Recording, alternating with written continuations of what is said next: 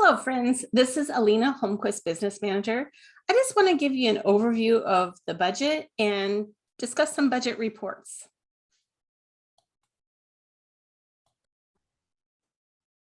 And here's the agenda for what we're going to cover.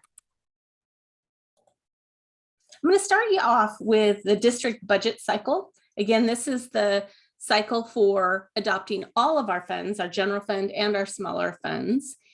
And it really starts in January. So I'm going to start you over here on the right-hand side with Analyze.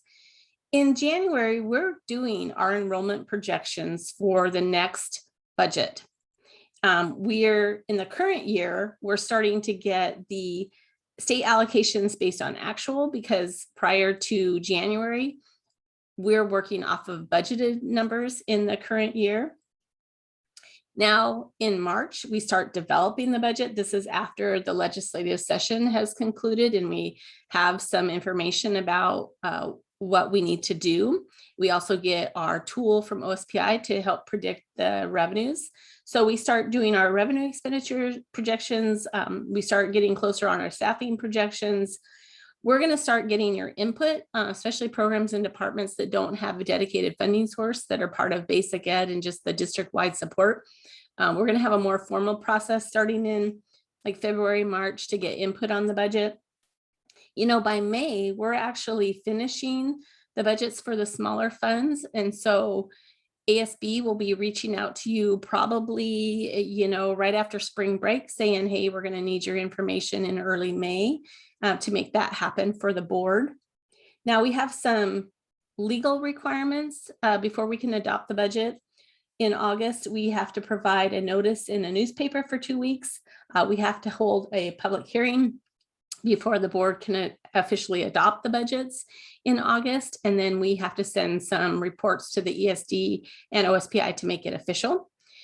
And really, then after the budget's all adopted, starting in the beginning of the school year in September, that's when we're really implementing. We're trying to see, you know, what actually happened in comparison to the budget. And for a couple of months, we're actually working off of budget figures rather than actual from the state. So an important thing to know is that our budgets are based on a fiscal year, and our fiscal year runs September 1 through August 31st. It is not the school year, which is September through June, and it is not the calendar year, which is January through December. We use those years for other things, but not for the budget.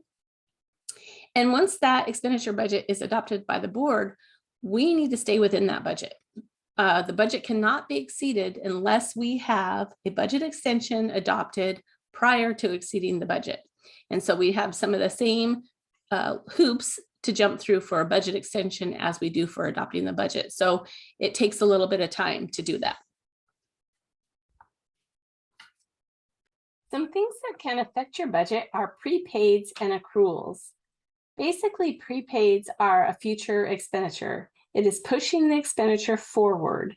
Usually, these are things that are paid for in April through August, but it actually benefits the next school year. So it's pushing the expenditure into the year that will benefit. For example, consumables like a big paper order. If you bought a bunch of paper to be delivered at the end of August, well, that's really for the next school year. And so that expenditure needs to go to the next school year. Same with subscriptions that represent most of next year, if not all of next year. They need to be charged to next year. Now, accruals are a prior expenditure, so they are pushing the expenditures backwards. These are things that you pay for in September, but it actually benefits the prior school year because maybe you received it prior to the end of August, but you got the bill and paid the bill in September. For example, non-consumable items that you're going to have for more than a year, like furniture.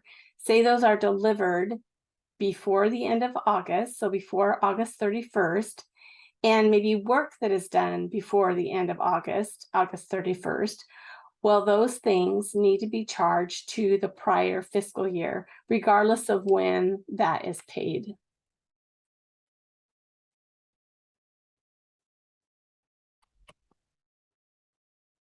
We provide budget expenditures reports, but it's important for you to understand the timing, so when they can be run and what they mean. At the end of the month, the majority of the expenditures are posted. We have 2 AP runs a month, and they align with the board meetings on the second and fourth Wednesday of the month. We also process payroll at the end of the month. So really by the end of the month, you can run a budget expenditure report and have most of the expenditures there. However, it does take time to actually close the month, and the month isn't closed until the second board meeting of the next month. We need time to receive the county treasurer's report, which is basically our bank statement, and we don't get that till mid-month, and we need time to reconcile to the county treasurer report, process any internal billings and external billings, make corrections, and adjust budgets. Therefore, it takes a little bit of time. Now, monthly reports will always be in your Google Budget folder. Let me know if you need the link to that and I can resend it. So when I close the month each time, I'm going to put the monthly report into that Google folder. And carryover requests, those are really due in early June. In the past, we've been able to request more than 5%, and going forward, we will likely be holding to the 5%, but that's going to depend on a lot of factors like enrollment and our growth. The fiscal year is closed in October. Our fiscal year ends in August. However, it takes a lot of time to close the fiscal year end. Therefore, the August, September, and October reports are usually delayed. You will receive preliminary budgets in late September, and at that time, we're still working off of budgeted enrollment, and a lot of times your budget's going to be close to what you had in the prior year. And then the final budgets will be provided in late October. We need to get the October 1 enrollment, and we need to have the true carryover figures and fines and fees from the previous year to be able to finalize your budget. Things that can adjust your budgets, those would be budget transfers. Basically, you are redistributing the budget that you have. It doesn't increase your budget, it just moves it around. And we have a budget transfer request form on our employee resources webpage for that. I would love to get that process automated, so maybe that's something we'll explore. Then quarterly, we review your donations, gifts, and commission revenue. And those types of things do increase your budget. If you let me know what budget you'd like increased, I will do that. And if you don't, I will default to your holding account. And there is a gifts donations request form out on our employee resources website for you to use. We do prefer that for budget transfers and donations that you use the forms with the principal's approval. However, if we're in a bind, we'll also take an email with the principal copied on that. There is a building budget reconciliation worksheet out on the Google Budget folder as well. I like to call it the BBR. And what that does is it takes your original building budget and shows you all the transactions that got you to the revised budget that shows on your building budget expenditure reports.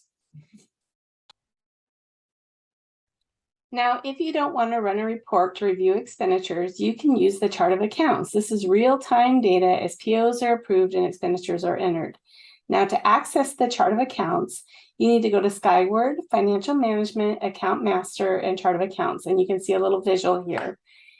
Once you get to the chart of accounts, then you need to go to the bottom right and enter the full account code. So that's 10E530 program code, activity code for your search.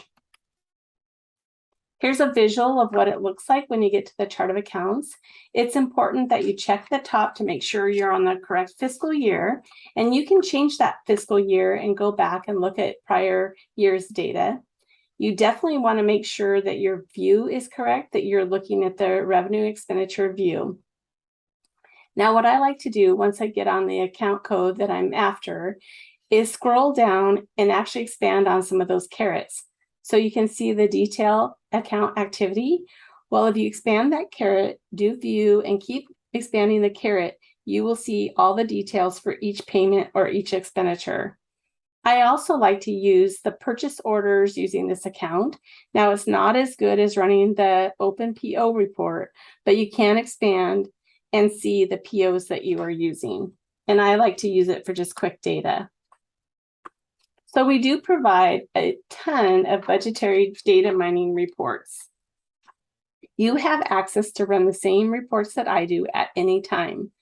I only provide the reports to give you a report to reconcile to, just to make sure that we match, because account code clearance and access can sometimes skew the data. So it's important that those are periodically reconciled.